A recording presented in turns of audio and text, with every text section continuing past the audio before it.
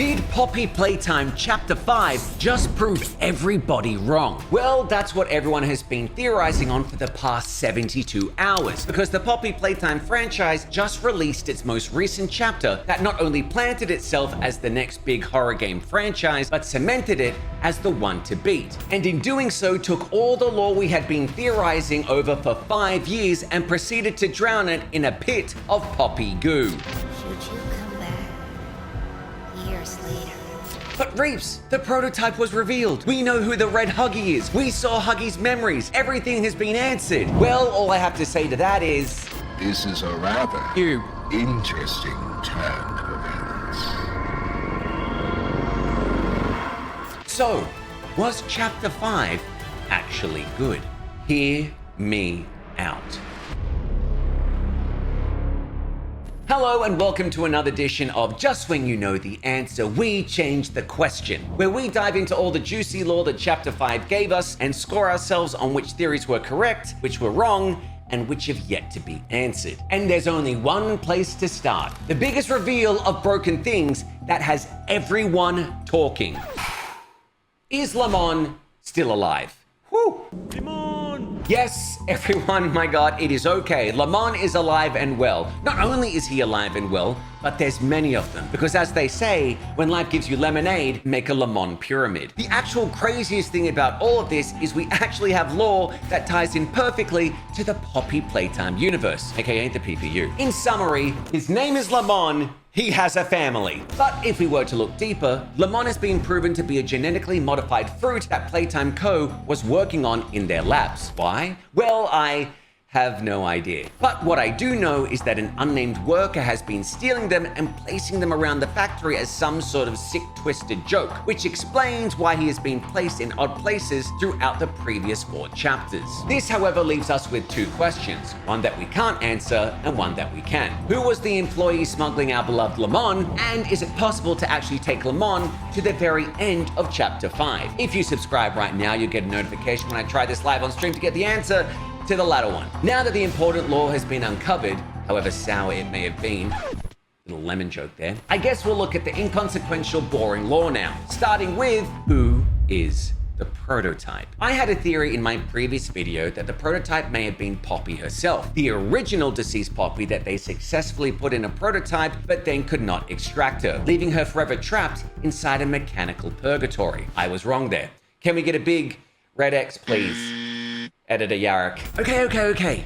But I was right in stating that we would see the prototype's full reveal in this chapter, as well as in being dressed as the Fool, which they hid in previous Holiday Poppy artwork. So maybe half a tick for that, maybe, no? But now let's break down this iconic moment, a moment 5 years in the making. The moment where we finally get our first look at Experiment 1006 in all its glory, as he's revealed to be Lily Lovebraids' special dinner guest. And you may have missed it, but he actually rips open the dollhouse facade where the person he formerly was mimics where he was originally found by police via the in-game lore, a playtime house.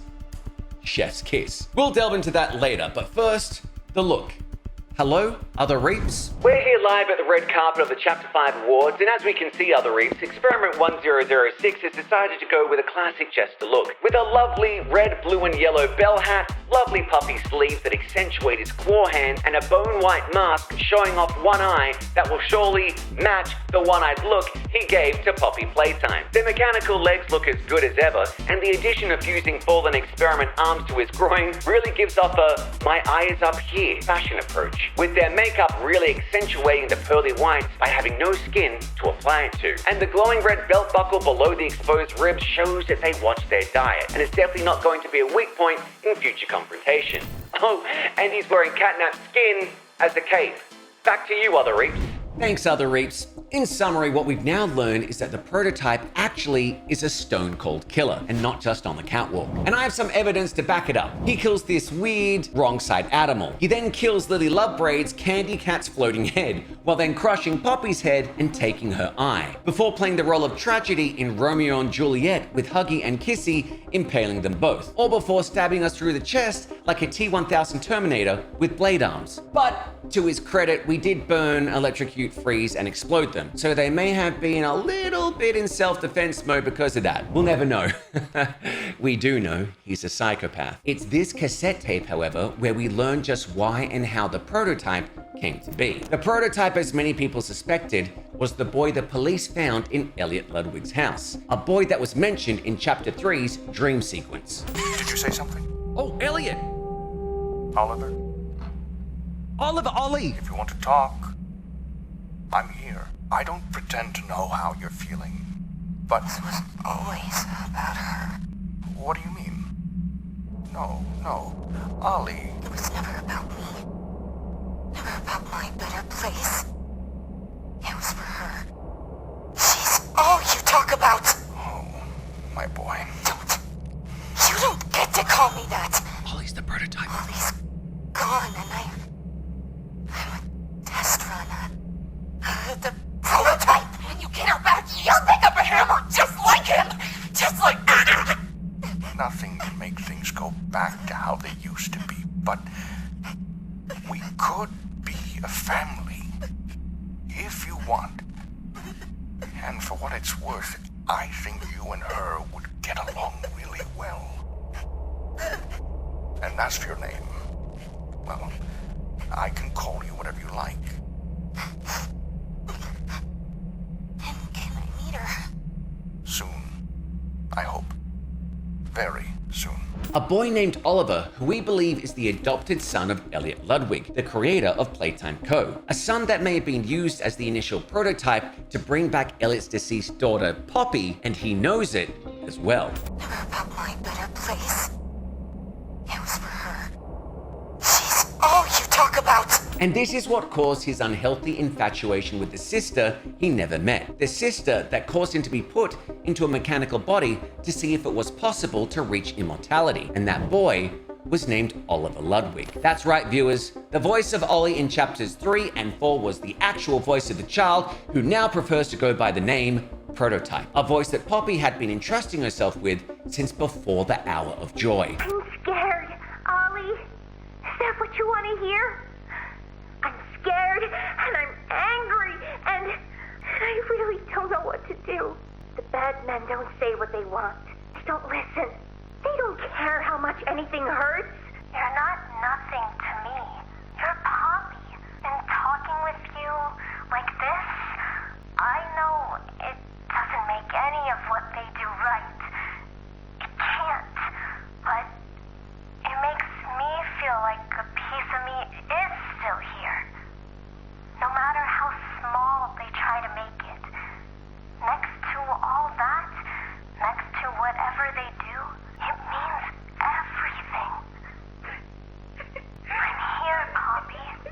For you, I'll always be here. And it's here that we realize that the exact voice that's been helping us isn't a construct that the prototype mimicked like he's done with other toys. It's their actual voice. And this explains why he's been after Poppy herself. Experiment 1006 is now in a state of flux, where part of him still holds onto the ideals and innocent character of Ollie, an orphan child who wanted to meet his sister, while the other part, the prototype part, wants to get his hands on Poppy for all the pain he endured for her salvation. And also, in no lesser terms, the fact that both of them had the foundations of immortality which no other experiments have achieved yet. Which explains why they constantly get stripped apart and put back together. That makes their bond even stronger. And this leads us to Lily Lovebraids, aka Miss Gracie. Now, I made two claims about Lily Lovebraids. First, that she could be the put back together version of Mummy Longlegs, which had a lot of people freaking out. But I still stand by the fact that it would have been cool if Mummy was put into the Poppy gel and came back as this. I'm a man of my word though, and will mark my theory as a huge X. Luckily for me, I did state in other previous videos that this woman we saw in the Catnap ARG was being used to recondition children like that scene out of A Clockwork Orange, by singing them lullabies to get used to their new toy bodies. And what do you know? We were right. I also stated that this woman was probably the real version of Lily Lovebraids. Correct again. But they were kind of easy, so maybe just another half a tick. What we need to know is that Miss Gracie was the face of Playtime Co. Labs. In fact, she was the lead counselor of the wellness and integration sector. And it was due to her recognizable face that when the Hour of Joy happened, she was mobbed by a swarm of toys, but not killed, because they wanted to punish and torture her. You know, just a weekday thing. And how did they want to do that, you may be asking? Well, the experiments and the prototype forced Miss Gracie to watch her own rehabilitation tapes, causing Miss Gracie to forget that she was in fact Miss Gracie, but rather Lily Lovebraids. They then extracted her brain and put her into a brand new doll that was meant for another child. In doing so, they then confined her all alone into a makeshift dollhouse on Sweet Street, a stage facade full of sweets, but none that you could actually eat, with the prototype only allowing her the bare minimum amount of food and water to keep her alive. It was here that Miss Gracie lost her mind because of her brain being removed. Get it? And started to imagine the hollowed out Playtime Co. toys as her friends, because no one was allowed to talk with her, or rather, no one wanted to talk with her. This caused Lily to take a certain liking to the busted candy cat that she named Candy.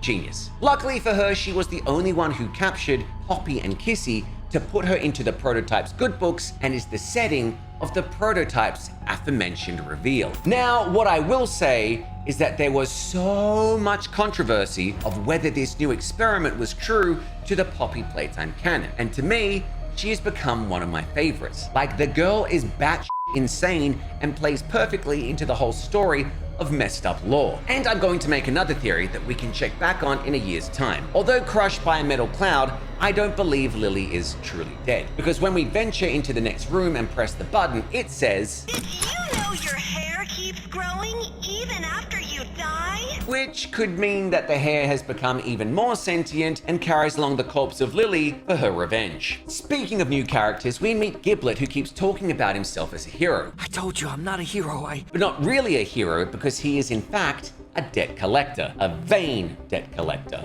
Like, the guy writes down favors that experiments owe him like he's running a business and comes to collect, all while putting his own merchandise around what he calls home. We were right on the theory, however, that the baseball staff is in fact his and is being used as an electric prod on the wrong side animals. So it doesn't kill them, it just shocks them away. And with the wrong side animals put me down for another big tick, as we theorized that these toys were being turned inside out due to the fact that they were former staff of Playtime Co., who were complicit with what they were doing to orphans. Due to this, they are only living in darkness and scared of light, while being further punished by scrounging around for deceased toys to eat. Which brings us to one of the most disturbing reveals in the entire game, let alone franchise. Bron the dinosaur. Ever since Chapter 1, Bron the dinosaur has always been painted as one of the main faces of Playtime Co., appearing on wall murals and standing alongside Huggy as the face of the company. Yet, we never saw his bigger body's version in a game, until now. Bron is alive, peeps, but I'm sure he doesn't want to be. What you're seeing behind me is a 20-foot long behemoth of a Bron. Hooray, he made it into the game. But if we zoom in on this section here, that's his stomach ripped open with the wrong side outimals feasting on his inside organimals. With one of them saying, When Bron eats, we all eat. So if you're a little bit amiss about what's going on here, let me break it down. Bron has been chained up, legs broken inside the factory, and force-fed all sorts of nasty substances that smaller toys can't eat. Doing this makes Bron digest the food, making it edible for those smaller toys to feast on inside his ripped stomach. That's right, they've turned our boy into a food dispenser, one where not even we can help it. That may be the most disturbing thing I have ever seen in Poppy Playtime. However, this level of darkness can be remedied by the fact that we get to meet the Red Huggy, or Chum Chumpkins, and he's already a favorite of a lot of people. Why? Because this asymmetrical experiment is actually working for the prototype as a minion. In fact, he was the one who found Preston Willett in the ARG and handed them over to the prototype so he could make them into Catbee. But we later find out he's actually on the side of Giblet, who wants to put an end to his maniacal reign by working as an insider. The only real thing we know about him is that he's part of the Wuggy toy range and was used to put children in his mouth until they calmed down. He does the same to us, but only to hide us from the prototype. No doubt this guy will help us in the future, and the fact that he pats us on the head before venturing off, I don't know, makes me want to buy a Chum Chumpkins doll. This leads us to the finale, where a theory I had since day one came true. Kissy would be the one to finally calm down the now seemingly rabid Huggy Wuggy, with the reason being his anger stemmed from the fact that they'd been separated, most likely by the prototype, who was using her as a bargaining chip, so both would help in the hour of joy. What I did not theorize, however, was that they would be seemingly killed by Experiment 1006 as soon as they were reunited. That may have been a hard one to guess, but I still deserve a tick. Time for another theory though. They ain't dead. The Poppy gel will revive them in the future. And it's here that the cliffhanger of the series is given to us through a series of ones and zeros, revealing that the Doctor is back. Yes, you heard me correctly. Dr. Harley Sawyer himself is back and seemingly lives up to the saying, the enemy of my enemy is my friend. And you know what's even crazier? The voice artist who actually voices the Doctor came into my chat and inferred he wasn't going to be in Chapter 5. That's right. I was punked live on stream. Just look at my reaction when I find this out. You liar! You liar! Well now, Nah, this is a rather... you. Because he actually stayed to watch me get humiliated. Baldwin Williams Jr., I am coming for you, and I cannot wait to see the Doctor's eye being put into globing. But it's here that my biggest theory to date actually came true, which gives me the world's biggest checkmark. Chapter 5 isn't the last chapter. Chapter 6, or should I say 1006, will be the finale of this playtime story arc. As I said in my previous videos, the marketing team of Mob Entertainment would have been fired on the spot for not advertising Chapter 5 as the final chapter if it was actually the final chapter. So if the next chapter is the finale, given all the lore that was dropped at our feet, what does that leave us with? Well, perhaps the biggest question yet to be answered, who the fuck are we? And to answer that, I guess I have to make another video with all the theories I have going into Chapter 6. So we can come back in a year's time and see what I got right and wrong again. Until then, check out my theory on who the player is right here. Peace.